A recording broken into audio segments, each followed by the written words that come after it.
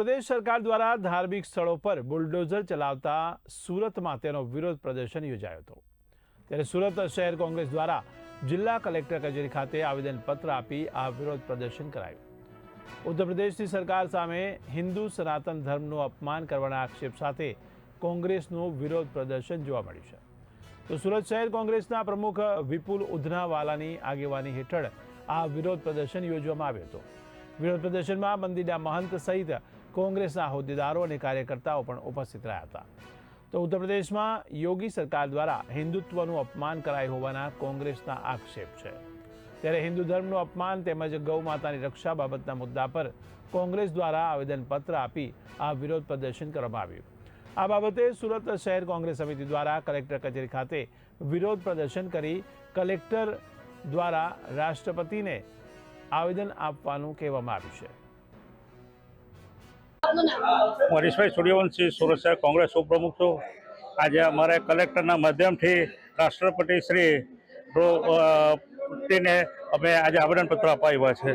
એટલા માટે જરૂર પડે છે કે યુપીની અંદર યોગી આદિત્યનાથ જે ભગવા લડાઈને કહેવડાવે છે અને હિન્દુ ધર્મના નામમાં રાજનીતિ કરે છે તે બંધ કરે। આપણા જે શંકરાચાર્યો અને એમના શિષ્યો પર જે અત્યાચાર કરવામાં આવ્યા એ બધું બંધ કરે। સાથે અમારે ખાસ કહેવાનું છે કે ગાય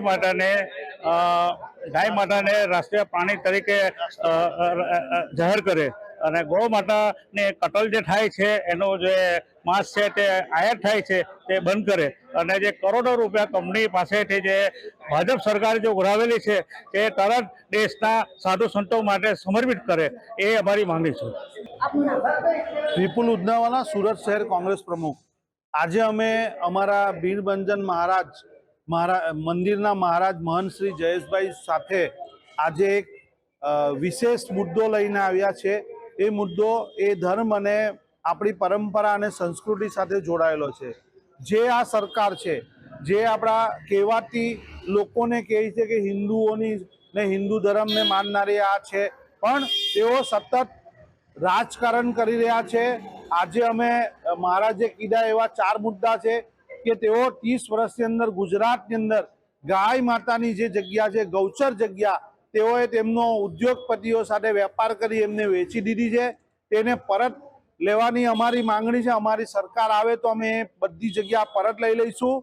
બીજી અમારી માંગણી છે કે જે ગૌ હત્યા કરી અને ગૌ માંસનું નિકાસ થઈ રહ્યું છે ને એમાં ભારતની આ સરકાર નંબર 1 છે, તો તે ગૌ બાબતની અંદર જે રાજકારણ કરે છે, હિન્દુઓની લાગણીઓ સાથે રમે છે, તે લોકો સુધી પહોંચાડવી અને એમનો વિરોધ કરવો એ અમારી વાત છે। કારણ કે તમે જ્યારે ગૌ માતા કહેતા હોય એને રાષ્ટ્રમાતા જાહેર કરવામાં આવે એવી અમારી માંગણી છે। હાલમાં જે કેન્દ્રમાં નરેન્દ્ર મોદી સરકારનું શાસન ચાલી રહ્યું છે, ગુજરાતમાં પણ ભાજપનું શાસન છે અને દરેક જગ્યા ઉપર ભાજપનું શાસન ચાલી રહ્યું છે।